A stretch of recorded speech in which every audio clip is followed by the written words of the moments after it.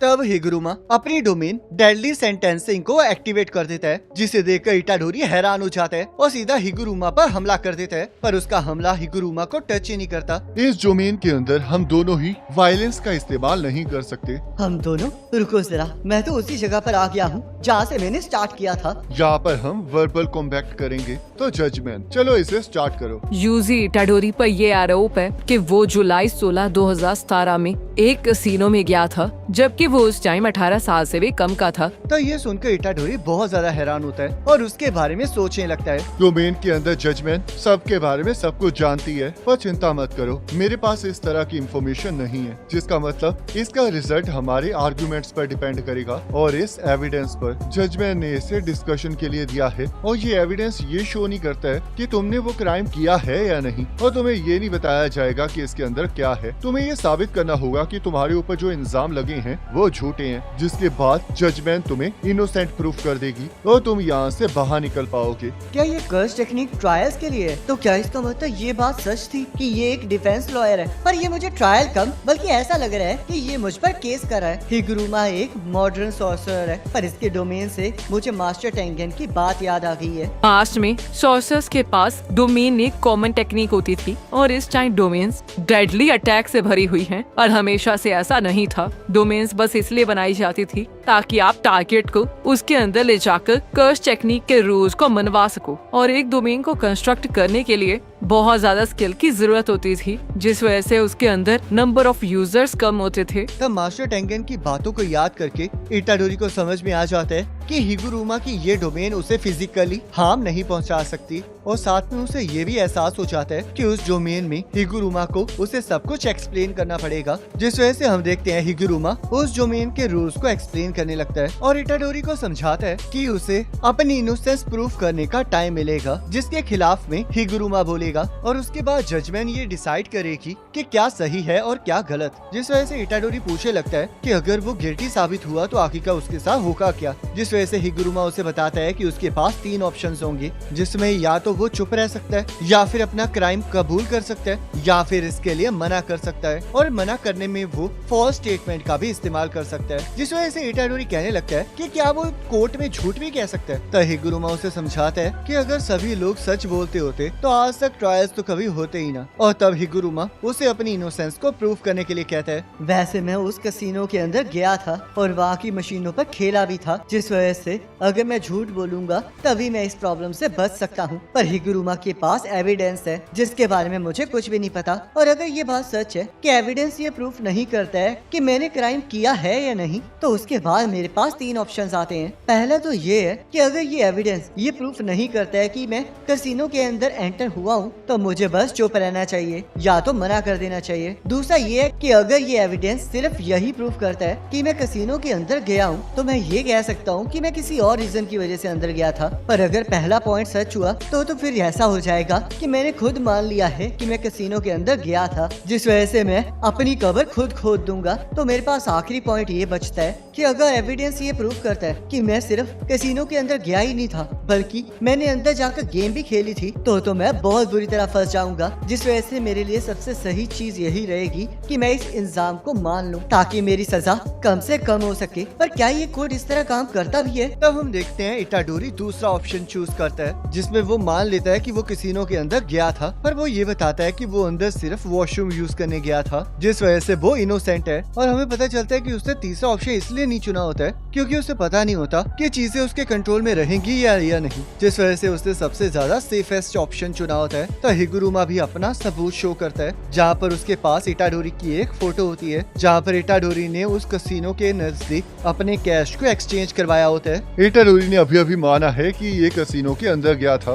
पर अगर उसने उससे पहले कैश को एक्सचेंज करवाया है तो इसका मतलब वो वहाँ पर वॉशरूम को यूज करने तो नहीं गया होगा, जिस वजह से ये पक्का वहाँ पर खेलने के इरादे से ही गया होगा। पर उस जगह पर माइनस की एंट्री बंद है, और जब इटाडोरी वहाँ पर घुसा था तब वो माइनर था। तो इसका मतलब मैं गिल्टी हूँ, पर ये तो सही नहीं है क्योंकि चाहे जो मर्जी हो जाए मैं इसमें तो कुछ नहीं कर सकता था। जापान में गैम्बलिंग मना है, जिस वजह से कसिनो और कैश एक्सचेंज के बीच में कोई लेना देना नहीं है और कुछ केसेस में बहुत सारे कसिनोज एक ही एक्सचेंज को शेयर करते हैं। पर यहाँ पर तुम्हारे ऊपर ट्रायल कसिनो के अंदर एंटर करने का था, जिस वजह से तुम्हें बस मना करना था और तुम्हें बस इतना कहना था कि तुमने कभी भी उस कसिनो को देखा ही नहीं था क्योंकि हमारे पास उसका कोई सबूत नहीं था। तो चलो फिर अब तुम्हारे रिजल्ट का वक्त आ चुका है। द जजमेंट इटाडोरी को गिल्टी कह देती है, जिससे कि वो लोग उस डोमेन से बाहर आ जाते हैं और इटाडोरी को कुछ भी डिफरेंट महसूस नहीं हो रहा होता। पर तभी हिगुरुमा अपने हथौड़े से इटाडोरी के ऊपर हमला कर देता है, जिससे कि इटाडोरी की बाजू के ऊपर चोट आ जाती है। पर तभी हिगुरुमा अपने हथौड़े को अपने पास बुला के उसके साइज को बड़ा करके इटाडोरी के ऊपर हमला कर देता है। ये तो अपने हथौड़े को गायब भी कर सकता है और अपने पास बुला भी सकता है और ऊपर से इसके साइज को भी मैनिपुलेट कर सकता है। पर सबसे बड़े पंगे की बात तो ये है कि मैं अपने कर्स एनर्जी को कंट्रोल नहीं कर सकता। तुम बहुत ज्यादा टफ हो लड़के। तब हमें बताया जाता है कि हिगुरुमा इवाटे बार एसोसिएशन में लीगल अप्रेंटिस था, जहाँ पर उसने वहाँ के चैलेंजेस को ऐसे ओवरकम किया जैसे कि वो एंट्रेंस एग्जाम को क्लियर कर रहा हो, जिस वजह से उसे सभी ने जीनियस कहना स्टार्ट कर दिया। पर उसके लिए ये सब कुछ एक मामूली बात थी, क्योंकि उसे एहसास था कि नॉलेज गेन करने के लिए इतनी मेहनत तो जरूरी होती है। पर इस टाइम सॉर्सरर के तौर पर उसका टैलेंट ज्यादा शाइन कर रहा है। तो यहाँ हिगुरुमा अपने हथौड़े से बार बार इटाडोरी पर हमला कर रहा होता है और इटाडोरी उसे डॉज करने की कोशिश कर रहा होता है। पर तभी हिगुरुमा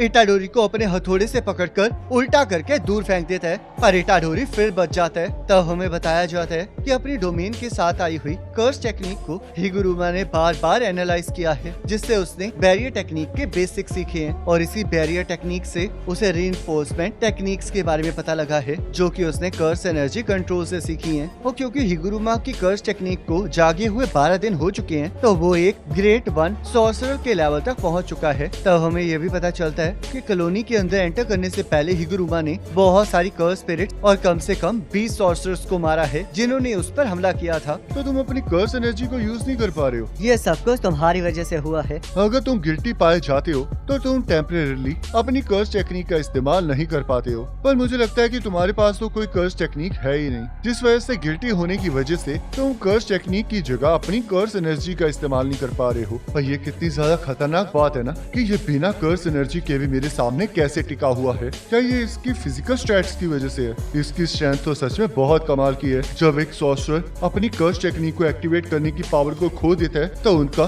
कर्स एनर्जी का कंट्रोल भी कम हो जाता है। पर कर्स एनर्जी को बिल्कुल भी यूज ना कर पाना और भी ज्यादा खतरे की बात हो सकती है। पर ये फिर भी इतनी देर टिका हुआ है, जबकि मेरे एक ही हमले से कोई भी एवरेज अपोनेंट हार सकता है। तो इसलिए अगर मैं ध्यान नहीं दूंगा तो ये मुझे हरा भी सकता है, जिस वजह से मुझे अपनी पूरी ताकत लगा के इसे हराना होगा। तो हिगुरुमा फिर से अपने हथौड़े से इटाडोरी पर हमला कर देता है, पर इटाडोरी उससे बच जाता है और उसके हथौड़े को पकड़कर उससे छीनने लगता है। पर तभी हिगुरुमा उस हथौड़े को गायब कर देता है और बाथ टब के पीछे चला जाता है, जिस वजह से इटाडोरी बाथ टब को लात मार के उसकी तरफ फेंक देता है। पर हिगुरुमा अपने हथौड़े से उस बाथ टब को तोड़ देता है, जिसके पानी से इटाडोरी का व्यू ढक जाता है और हिगुरुमा इस चीज का फायदा उठाकर अपने हथौड़े को बड़ा करके इटाडोरी के ऊपर हमला कर देता है, जिसे इटाडोरी अपनी पूरी ताकत से रोक रहा होता है। ये तो बहुत ज्यादा कमाल की बात है। ऐसा लग रहा है कि जैसे कि मैं एक अनब्रेकेबल डॉल से लड़ रहा हूँ। ये सिचुएशन तो और ज्यादा बिगड़ती जा रही है और मुझे नहीं पता कि मैं आखिरकार कब तक इसे संभाल पाऊंगा, जिस वजह से मुझे जल्द से जल्द अपनी कर्स एनर्जी वापस चाहिए। ये बहुत ज्यादा पावरफुल है, जिस वजह से इसकी कोई ना कोई वीकनेस तो होनी ही चाहिए। तो सोचो इटाडोरी कि आखिरकार इसकी वीकनेस है क्या। रुको जरा, इसने कहा था कि इसकी कर्स एनर्जी ट्रायल्स के लिए। हिगुरुमा, मुझे रीट्रायल चाहिए। तो इटाडोरी के इतना कहते ही वो लोग वापस हिगुरुमा की डोमेन में पहुंच जाते हैं, क्योंकि इटाडोरी को सेकंड ट्रायल का मौका मिल गया होता है। जजमेंट ने मुझे गिल्टी डिक्लेयर किया था और मुझे सजा दी थी, पर अगर मैं इसे एडमिट ही नहीं करूंगा तो मैं रीट्रायल के लिए रिक्वेस्ट कर सकता हूं और जजमेंट इसके लिए मना नहीं कर सकती। चलो फिर अब दोबारा से स्टार्ट किया जाए। यूजी इटाडोरी, तुम पर आरोप है कि तुमने अक्टूबर 31, 2018 को शिबुया में बहुत सारे लोगों का मर्डर किया था। तो ये सुनकर इटाडोरी बहुत ज्यादा शॉक हो जाता है। हाँ, ये सच है और मैं झूठ नहीं बोल रहा हूँ और ना ही मैं इसके लिए मना करूँगा। तो जजमेंट इटाडोरी को गिल्टी घोषित कर देती है, जिस वजह से उसने इटाडोरी को डेथ पेनल्टी के साथ साथ कन्फिकेशन भी किया होता है और हमें बताया जाता है कि ये सबसे ज्यादा खतरनाक सजा होती है, क्योंकि कन्फिस्केशन से सामने वाला कर्स एनर्जी या फिर कर्स टेक्निक का यूज नहीं कर सकता है और उसके बाद हिगुरुमा को एग्जीक्यूशनर स्वॉर्ड मिलती है जिससे कि वो किसी को भी काट सकता है और उसके बाद वो बंदा मर जाता है। अगर आप ह्यूमन इमोशंस के साथ सहानुभूति दिखाते हैं तो इसका मतलब होता है कि आप उनकी वीकनेस को समझ रहे हैं। मैंने बार बार विक्टिम की वीकनेस को समझने की कोशिश की है, पर अब मैं इससे थक चुका हूँ। मैंने जिस भी पर्सन की मदद करने की कोशिश की है वो मुझे अगली लगा है और तुम भी इसी में आते हो इटाडोरी। सभी लोग वीक और अगली होते हैं, तो इससे कोई फर्क नहीं पड़ता कि वो कितने उच्च विचारों के बनना चाहते हैं। और यही सच है, जो डार्कनेस तुम अपनी आंखों के सामने देख रहे हो वो बस डार्कनेस ही है। और चाहे तुम एक लाइट की तरह चमक रहे हो, पर फिर भी तुम्हें अपने सामने बस खालीपन ही दिखाई दे रहा है। तो इटाडोरी भागकर थिएटर की चेयर्स को हिगुरुमा की तरफ फेंक देता है और उन चेयर्स के पीछे छुप के हिगुरुमा पर हमला कर देता है, पर हिगुरुमा इटाडोरी के हर एक बार से बच जाता है और उसके ऊपर एग्जीक्यूशन स्वॉर्ड से हमला कर देता है। तब हमें पास्ट का एक सीन दिखाया जाता है जहाँ पर एक पर्सन ने हिगुरुमा से पूछा होता है कि क्या वो जज बनना चाहता है। माफ कीजिएगा, पर मैं जज नहीं बन सकता